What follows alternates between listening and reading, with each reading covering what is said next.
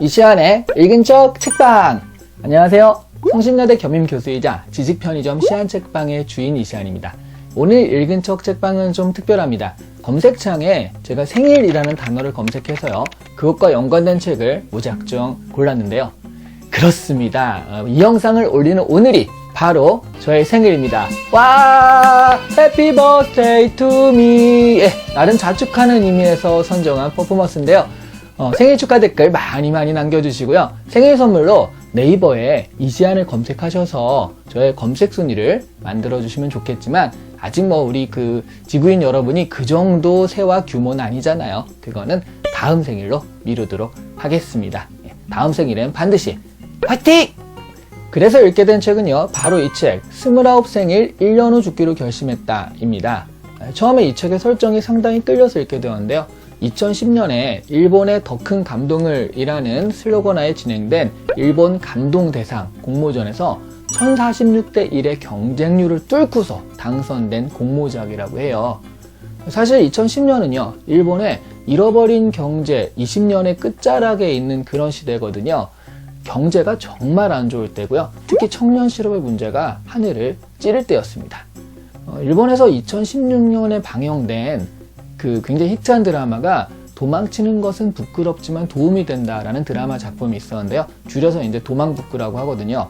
요거는 2016년에 방영이 되었지만 실제로 이 청년들의 정서는 2010년, 그러니까 20년, 잃어버린 20년 시대의 정서를 담고 있는 작품이에요. 대학원까지 졸업했지만 취직에 실패하고 비정규직으로 일하다가 최근에 계약 해지당해서 취업 준비 중인 미쿠리라는 여성이 주인공인 이 드라마는요, 결국엔 이 여성이 주부로 취업을 한다라는 위장 결혼 로맨스입니다.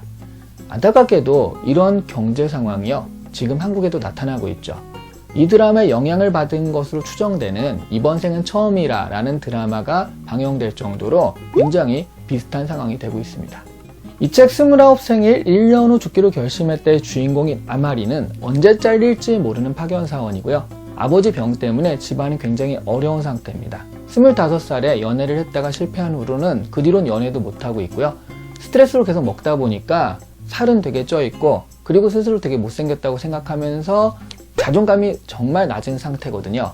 또 혼자서 29살 생일에 초를 켜고 해피 버스데이 투 미를 하다가 그 상황이 너무 절망스러워서 자살을 하려고 생각을 하는데요. 근데 사실 죽을 용기도 없어요. 그때 TV에서 라스베가스 화면이 딱 나와요. 그걸 보고, 아 그래, 내가 앞으로 1년 동안 죽기 살기로 돈을 모아서 그 돈을 가지고 저 라스베가스 가서 화려하게 한번 빡 써보고 그때 죽자, 30살 생일 때 죽자라는 계획을 세우게 됩니다.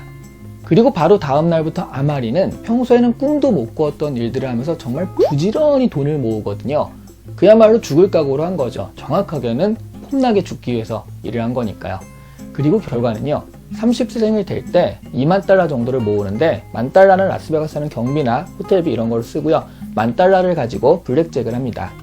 그리고 그 결과 최종적으로는 15달러를 가지게 되는데요. 그러니까 5달러 딴 거예요. 이거 본전이죠, 본전. 근데 사실은 그게 중요한 것이 아니라 그 과정에서 아마리는 무언가 아주 뚜렷한 목표를 가지고 이렇게 살아본 적이 없거든요. 처음으로 그렇게 살아보고 실제로 그런 것들을 해냈다라는 자신감이 생겼고요.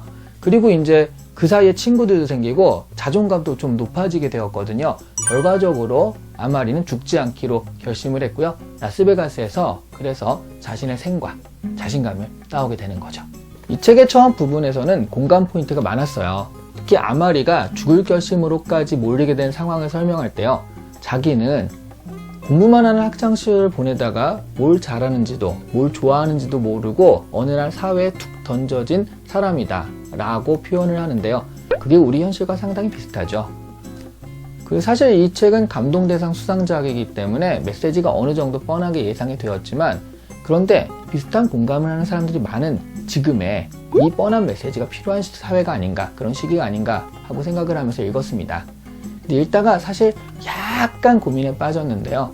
이 책을 우리 지구인 여러분에게 소개하기에는 결말은 좋았지만 거기까지 가는 과정이 조금은 이게 감동적인가 하는 그런 부분도 있었거든요. 아마리는 목표 없이 살아왔던 자신의 삶에 이런 목표가 생기자 낮에는 파견 사원으로서 열심히 일하고요. 밤에는 호스티스 일을 시작을 합니다.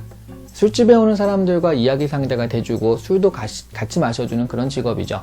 그리고 주말에는 누드 모델로 일하면서 돈을 버는데요. 사실 뚱뚱한 외모의 사람으로서는 도전하기는 좀 힘든 직업들이었지만 뭐 어차피 죽기로 결심했으니까요. 그냥 미친 척하고 지원을 했고요. 또 운이 어떻게 돼가지고 그 직업들을 구하게 되었는데요. 사실 여기서 그 일본과 한국의 그 호스티스라는 직업을 받아들이는 입장의 괴리차가 좀 있는 것 같더라고요.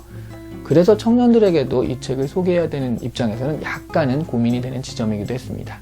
이 작품을 소개해야겠다고 생각한 것은 시안책방에 피드백을 하신 한 지구인 분 때문이었는데요.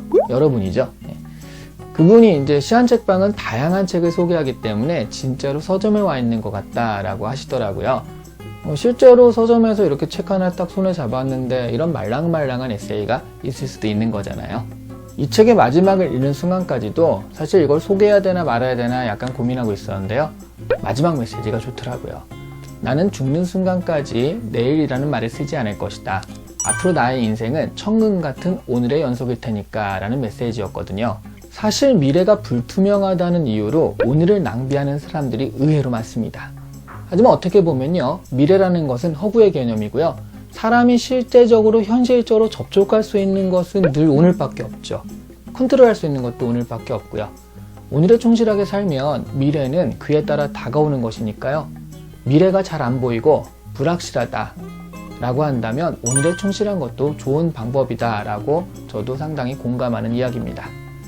장기적인 목표도 좋지만요, 단기적인 목표를 잡고 그것들을 충실하게 하루하루 수행해 나가는 것도 좋은 삶의 방법이다 라는 얘기죠. 오늘 이시안의 읽은 척 책방은 바로 이 책 29 생일 1년 후 죽기로 결심했다 였고요. 오늘은 저의 생일 기념이었습니다.